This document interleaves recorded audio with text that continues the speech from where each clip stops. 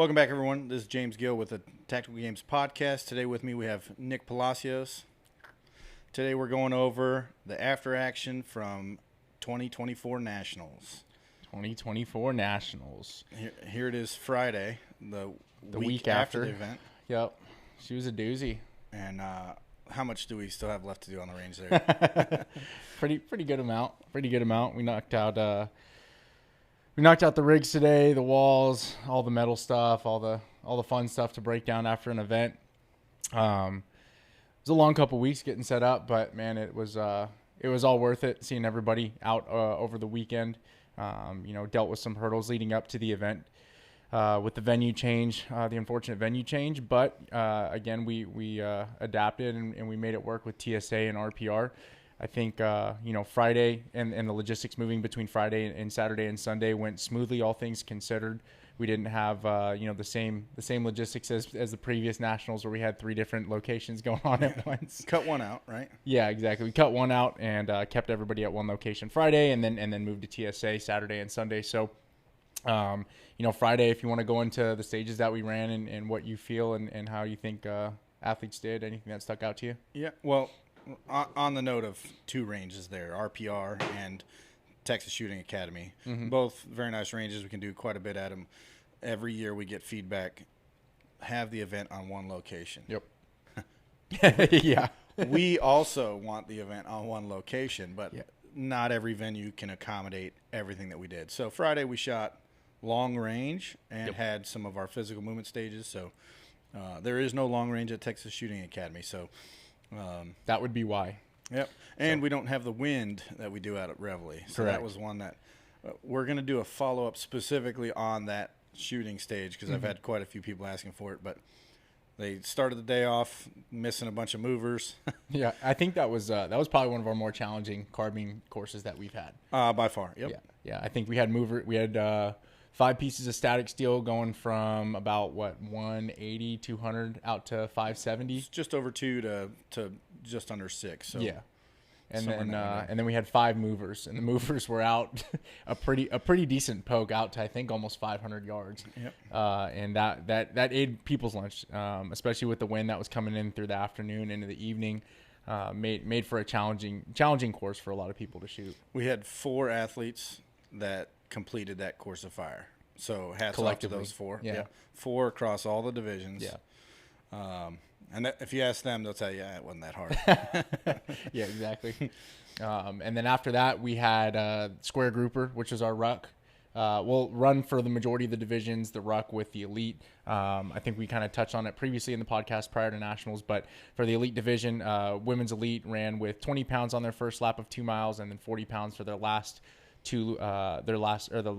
of 2 and 3. So a total of 6 miles with 40 pounds. And then the men on their third 2-mile lap did a 60-pound ruck. And Nick Deininger absolutely crushed that stage. For men's elite. Yeah, for men's elite. From my understanding, there's only 4 athletes that actually ran the course, and I believe it's the Gross brothers. Yeah. They all collectively. Other than that, everybody just kind of plodded along there 6 miles, so that was a pretty rough one. Hats off to you guys. I didn't proof that. I helped flag it. So if you got lost, sorry. But on the back of a UTV. Yeah. I drove it. I think it's worth to note, and we'll go a little bit more into detail about particular stats for different athletes throughout Nationals. But Nick Deininger, I was there on that stage helping RO it with Jared Stevens and 2 other volunteers. And I believe his first lap with 20 pounds was about 13 minutes, 45 seconds. He crept up to about 15 and a half minutes for his second lap, which was with 40 pounds. And then his 60-pound 2-mile lap was just under 20 minutes. So altogether, I mean, it was just under 50 minutes of just absolute pounding pavement. So hats off to Nick Deininger. That was to me one of the most impressive stage wins that I saw all weekend. That's incredible. I'm really glad I was working the event this year. No, so the other events, we had a quick little 2-gun stage, which was deceptive. Some people looked at some of those targets and said, these pistol shots are too easy. We had a bunch of misses on paper. We had a bunch of people picking up mags to reload for that clearing shot on the steel, which is quite entertaining to watch. I did see that happen multiple times. Yeah, that was rough. I did see Josh Sykes went with a real cowboy. He tried to do a little cowboy shot. He dropped his mag on the clearing shot for the pistol, and then went to shoot it single-handed, and then realized, what am I doing? And then grabbed his pistol with the second hand and made the shot. So that was pretty funny to watch. So there's a few of you that I heard that this was your first time encountering a spinner. We debuted at Arizona this year, so correct. the start of the season, had it at multiple events, and lots of tips and tricks out there on how to shoot it. And Jay Christensen and myself put a ton of time into testing that spinner, making sure it worked functionally for everybody. No complaints there. But for those of you that are struggling with that, if you check out our online resources, we got quite a few for you there. Shameless plug. And then we finished off the day with Sisyphus. That was a rough one, man. That blew up everybody's posterior chain, man. That was a lower back killer. Shooting on that wasn't anything out of the norm. You know, I think we had about 130-yard shot for rifle. We did dot torture on that at about 3 or 4 yards. But just the workload of that was also a deceptive one, because you're only just stepping up and over a parallel, touching feet on either sides of the board, and you're working for a minute straight. But for 6 minutes, it creeps up on you. That was a fun one to watch for the weekend. I heard more complaints physically about that stage than I did about the run. Yeah. That I mean, both of those together are back crushers. So both of those in the day, it was tough. But it is nationals, so you know it's if you're gonna test yourself, that's the platform to do it. And for any of you, Josh Sykes, that complain about how difficult nationals was, feel free to come work with us next year. We would love your help. We'd love to have you, man. Actually, on that note, we had a ton of volunteers come out. We had some of our TTG regulars come out and volunteer some time with us early in the week. We had some people come, stayed with us all week. The volunteers this event were incredible. Yeah, they did a phenomenal job. I mean, it was, you know, the first week was our core crew out there setting up. And then the last week, Jeremy Cordray came out, and I mean, he just hammered it out with us nonstop from start to finish. He was a phenomenal help. Brian Christensen came out, helped us out for an entire week. Also, George came out. Tremendous help. George came back out. It was good to have George back. And then just, you know, everybody else, I'm sorry I forget your names. We had 40 plus volunteers. We had our 7-stage format going. Everybody was plussed up with a lot of volunteers. So, you know, we had a lot of good positive feedback on the survey saying we ran on schedule and on time, which was great. I always love to see that, because that's always super important for us, is making sure we not only run a safe event, but we run an efficient event, and it's on schedule, because we don't like wasting anybody's time. So that was a great one for us, and seeing that in the feedback surveys. Oh, tons of help, and we appreciate it. And clearly, you guys saw some new props that we introduced this weekend. The big box. Our giant box. We wanted everybody to see what Jacob Hepner feels every week, you know, day in and day out. On with a normal plyo box. 24-inch plyo box. Uppies. That was cool, man. That was my favorite iteration of chipper that we've done. We got to bust out the tombstones. We did a short stage with them, which was kind of a version 2.0 from what we did in Utah. But we really got to bring the tombstones in for chipper this go around, which I think was a really cool stage. I'm really happy with that stage. I think it balanced well with the weights that we had there. The box slowed a few people down anyway. Yeah. So that it didn't turn into 12.5 minutes of burpees over box. Yeah, exactly. I think that closed that gap versus last year at Nationals. We were seeing people going back to the box for 6 or 7 minutes. Significant amount of time, which is rough. But that was great, and it gave us a lot of different looks, like you said, with different weight. I think it balanced out really well. And we did the toss in the middle of that as well too. So we changed up the bag and the implement that we did with the toss. So overall, I think that was one of my favorite stages to watch all weekend. We brought the big bag back, the awkward 400-pound bag and the 300-pound bag with creme rubber in it for the women's elite that we debuted in Florida this year. So that was everybody's nightmare. They were expecting to see it Nationals, and we brought it back in a cool way. And I think everybody's kind of getting a taste for, you know, obviously we had the barricade that we used all year. Then we debuted the new barricade, which is actually, I really like that new barricade that we're using. Yeah. Ton of options there. We did some posts. I know there's a few people that don't like throwing bags over bars, which I don't like it either.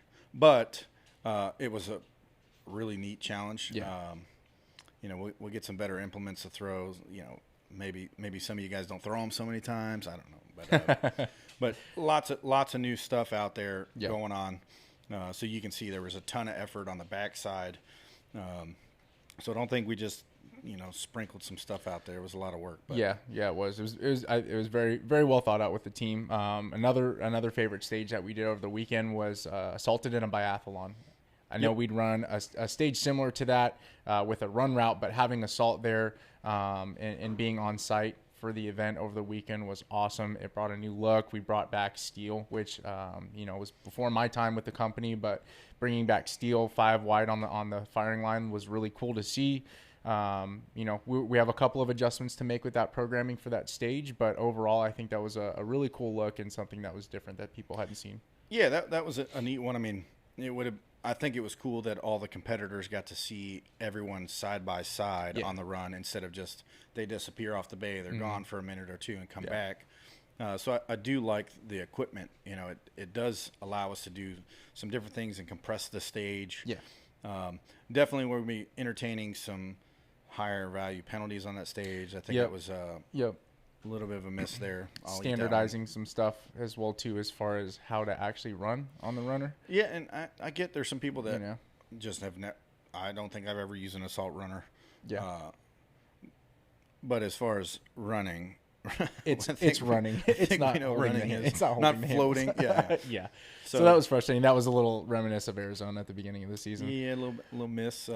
But for those of you guys that put the effort in on that one, it was, especially under the lights, men's elite, that was a pretty cool one. Very cool. What was your favorite stage this weekend?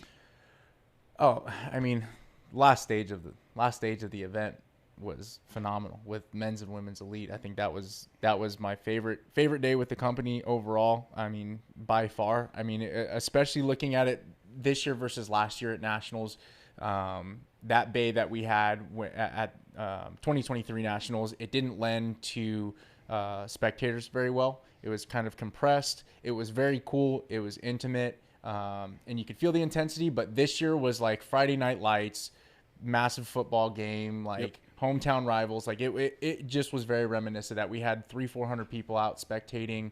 It was packed. We had food for everybody. Everyone was cheering the competitors on when they came out. It was something very special, and it was something that for me, knowing all the effort that we as a team have put in for the season this year and working on growing everything and making it the best product that we could, that to me was a really cool culmination of all the work that we put in for the year. I like that range in particular for actually all of Saturday, Sunday, and as well for the finale there, because the crowd could be around it. In most stages, they're off to the back of the bay. They're only seeing so much of it. And we hear it all the time, especially with the schedule that we run. If you're on one stage competing and then you're judging, you might not have time to get around to the other divisions to see your friends competing, to watch the flavor, what's going on. So I think it's pretty cool where everybody gets to see front and center, hey, this is the way to run the stage. And they could critique it and say, I'd have done it faster. And, I wouldn't have had any problem getting over the wall. I didn't use the box or whatever. But that was a fun one. That was my favorite. What about yours? I'm a little biased. I know more about the shooting, and I like the shooting. And anytime I have a high level of competitors or a high amount of high-level competitors that are coming over and just licking their wounds, really upset about it. And, okay, like it was a very difficult stage. I'm talking the carbine stage on Friday. But it's something that allows the competitors to see realistically, like, I'm not exactly where I think I am. Yeah, exactly. So we have a wide range of emotions on that stage. There were some people that have never shot a mover before. Yeah. Some competitors haven't shot long range yet.